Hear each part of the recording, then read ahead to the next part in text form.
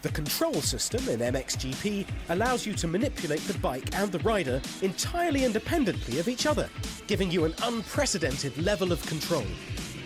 Regulate the lean angle of the bike with the left stick, use it to steer into corners and to find the most effective line through the corner.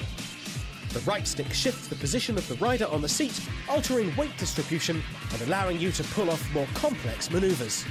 Remember that every combination of these elements has different consequences for bike behavior, both in the air and on the ground. These videos will show you how to pull off the principal maneuvers of motocross, with essential tips to help you develop a precise and effective riding style.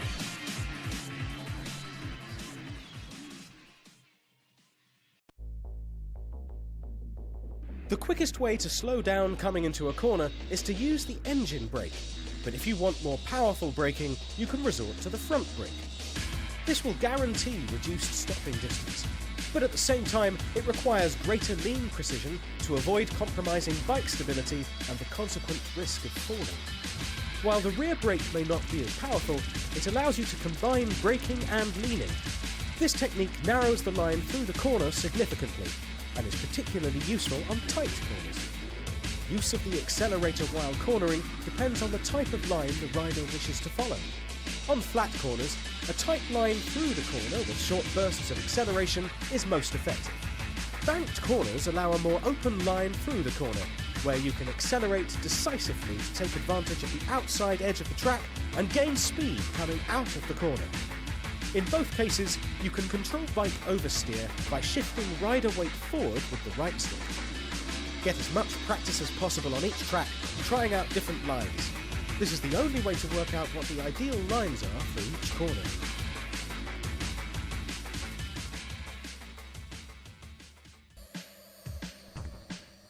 The first thing to know about jumps is that not all of them should be approached at full throttle.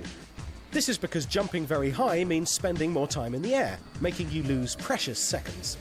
In the case of single jumps, or jumps followed by a corner, you should carry out a controlled jump by releasing the accelerator just before you jump.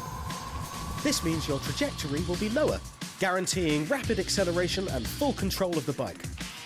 If you want to jump as far as possible, you should accelerate and pull the right stick back as you approach the top. This will shift the rider's weight onto the back wheel, and your jump will have a longer trajectory. This maneuver is particularly recommended for longer jumps, or to jump over more than one jump at a time. When you are faced with a series of jumps, try pulling a controlled wheelie. Pull the right stick back, and accelerate decisively to pull the front wheel up. This allows the rear shock absorbers to absorb the effects of the uneven ground. Remember that there is no definitive rule regarding how to best approach each jump, and it often depends on each rider's style.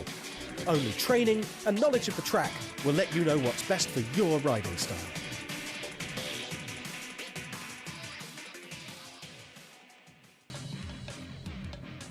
The best place to land is right after the top of the jump, where the shape of the ground mitigates the effects of the descent, stopping the rider from losing balance. In this phase, you should aim to hit the ground with both of the bike's wheels at the same time. There are various ways you can control the bike's pitch in the air. The simplest method is to shift the rider's weight in the seat using the right stick. You can also use the accelerator and the rear brake. Accelerating will tend to raise the front wheel, while putting on the rear brake will direct the front wheel downwards. Obviously, both techniques are effective, and the choice of which is better adapted to your riding style is up to you.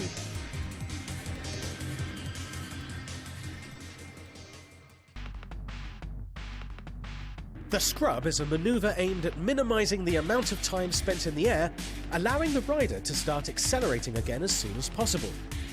To perform a scrub, move both sticks in the direction you would like to scrub towards, causing a sharp sideways movement of rider and bike. The timing of the maneuver is essential in pulling off an effective scrub. Anticipate the movement too much and you risk falling or landing outside the track. Leave it too late and you'll just perform a simple whip. The ideal moment is just before the actual jump, when the wheels of the bike are about to lose touch with the ground. The better your timing of the scrub, the more linear your trajectory will be. Mastering the scrub can make a significant difference on the track, but obviously not all jumps can be taken on with this approach. You will have to use your riding experience to judge where and when scrubbing will be to your advantage.